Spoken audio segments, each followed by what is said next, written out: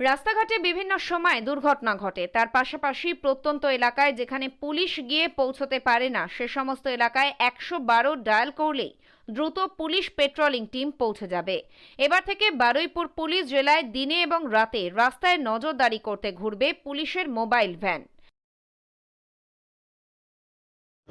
আমাদের মাননীয় ডিজিপি সাহেবের অনুপ্রেরণায় আমাদের 112 যে হেল্পলাইন নাম্বার, এটাকে আরও স্ট্রং করার জন্য আমাদের এই ছোট্ট একটা ক্ষুদ্র ইনিশিয়েটিভ।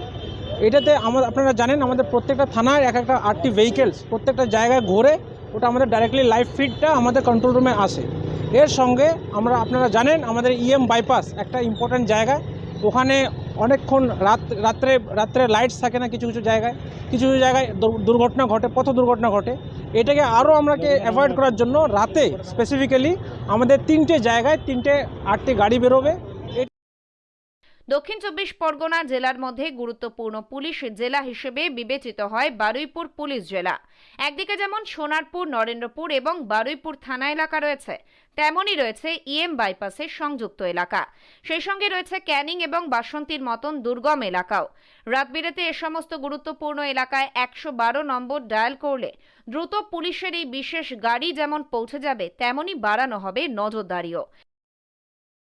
এটা ডাইরেক্টলি আমাদের কন্ট্রোল রুমের সঙ্গে যোগাযোগ থাকবে। কন্ট্রোল রুম আমাদের 24 ঘন্টায় শিফটে চলে, ওখান থেকে আমরা ডাইরেক্টলি লাইভ মনিটরিং আমরা পেয়ে আমরা কন্ট্রোল রুমে আসবে। কোনো সমস্যা যদি হয়, যে কোনো জনগণের যদি সমস্যা হয়, ডাইরেক্টলি 112তে কল করে ওই ফিডটা ডাইরেক্টলি আমাদের ইআরএস সিস্টেমে চলে এসে ওখান থেকে ডাইরেক্টলি আমরা মোবাইলটাকে ইমিডিয়েটলি শিফট করতে পারবো। কোন থানায় এটা আমাদের প্রত্যেকটা থানা কভার করবে। আপাতত আমরা 3টে গাড়ি রাতের জন্য বের করছি, আর দিনের জন্য আরও 3টে গাড়ি বের করছি। একটা আপনাদের বাইপাসে থাকবে, একটা সোনারপুর নরেন্দ্রপুর কভার করবে, আর একটা আমাদের ক্যানিং বাসন্তী ওই দিকের যে রিমোট লোকেশন আছে ওইগুলো কভার করবে। সেই সঙ্গে যে কোনো দুর্ঘটনা ঘটলে সাথে সাথে পৌঁছে যাবে পুলিশের এই গাড়ি। এই গাড়িগুলির সঙ্গে পুলিশ সুপারের দফতরে থাকা কন্ট্রোল রুমের সরাসরি ছবিও পৌঁছে দেবে বিশেষভাবে তৈরি এই গাড়ি। 3টে বিশেষ মোবাইল পেট্রোলিং ভ্যানের আনুষ্ঠানিকভাবেই পথ চলা শুরু করালেন বারুইপুর জেলার পুলিশ সুপার পলাশ চন্দ্র ঢালি। পুলিশ সুপারের দপ্তরের সামনে সবুজ পতাকা উড়িয়ে এই 3টি বিশেষ মোবাইল পেট্রোলিং ভ্যানের আনুষ্ঠানিক শুভযাত্রার সূচনা করা হয়। পুলিশ সুপার জানিয়েছেন, আপাতত রাতে 3টি ভ্যান চলবে, এরপরে দিনের বেলায় আরও 3টি মোবাইল পেট্রোলিং ভ্যান চালানোর ব্যবস্থা করা হবে।